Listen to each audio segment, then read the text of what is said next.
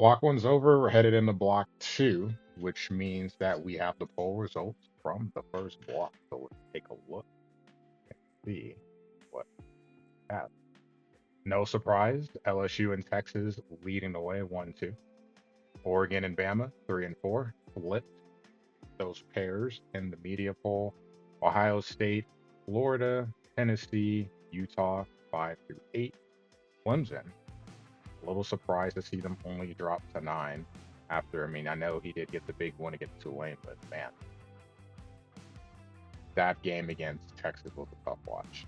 Definitely solidifies Texas being ranked number one in the either poll for that matter. But man, that was a tough loss to watch. But only dropping to 9. You got Texas Tech in the top 10. You've got Duke 11 in the coaches, 10 in the media, Clemson 11 in the media.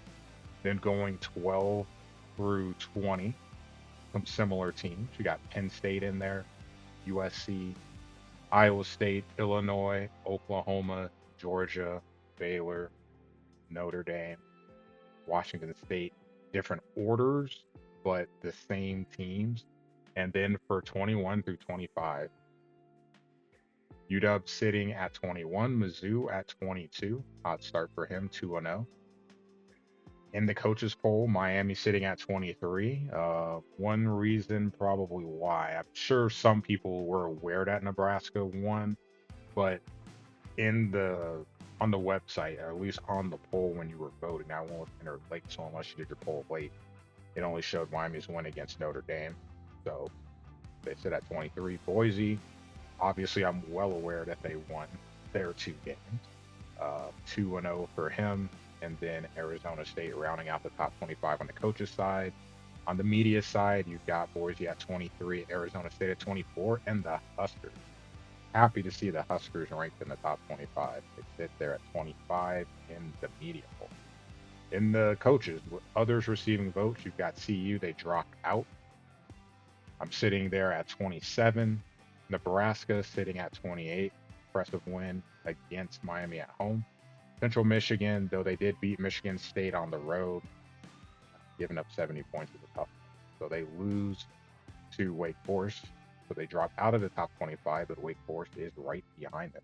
So if you're keeping count in the coaches poll, just looking at the team, Washington State is the only group of five team in the poll. If you look at the media poll, the same thing. They're the only group of five team in the poll. Looking at the others receiving votes again, going down at least for group of five, you got Central Michigan a couple of spots under, and then you got South Florida with 55 votes points, Hawaii with 53, Nevada. So the Mountain West definitely getting some love. Coastal Carolina 2-0 start. They have 45 points. You've got Memphis with 38. Some others of note.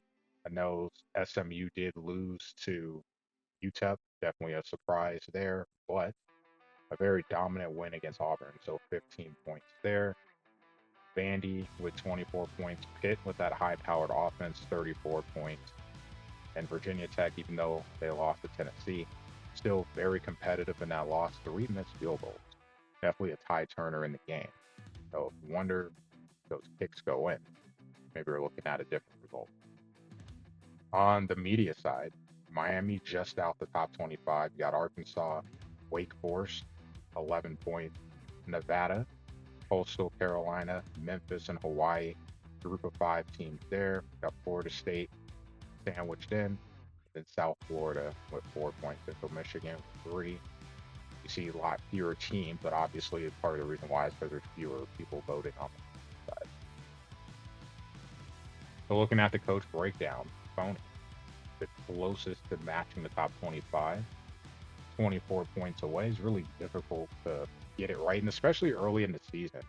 How do you value a 2-0 group of five team versus a 1-1 power conference team, or an 0-1 team that drops in the poll versus a 2-0 group of five team? It's going to depend. And honestly, the polls matter for the season success, but early on in the season, it's just really difficult to kind of put teams where you think they go because we don't have a lot of information to go off of. So as we get further along in the season, we'll have more information. The poll should be easier to do. That's 68 points away, close. Farthest away, 300.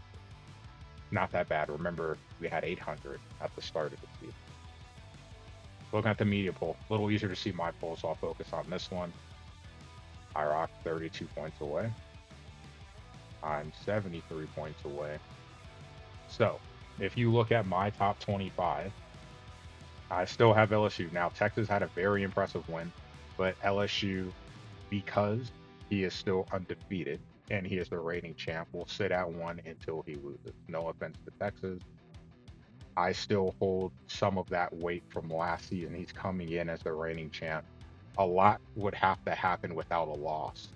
Like Texas would have to continuously blow out really good team coach combos before I would put him above LSU. LSU just has that wiggle room coming in as a defending champ. Oregon 3, Bama 4, so nothing changes there for now. Ohio State 5, Florida 6. Florida moving up in my poll.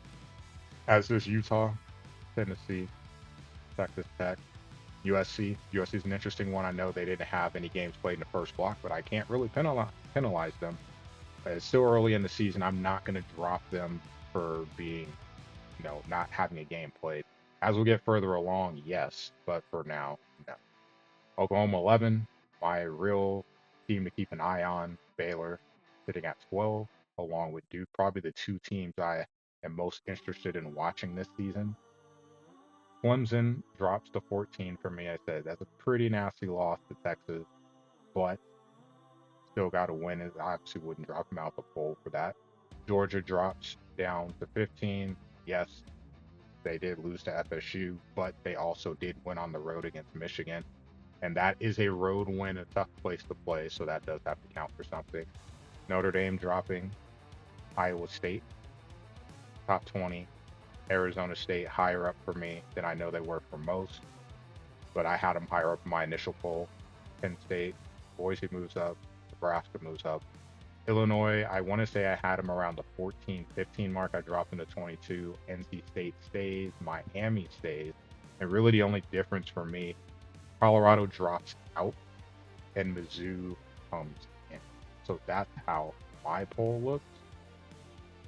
We'll see how things look after the next block. Excited that I only have one game, so I have to focus on playing one game. Gives me time to focus on some other stuff.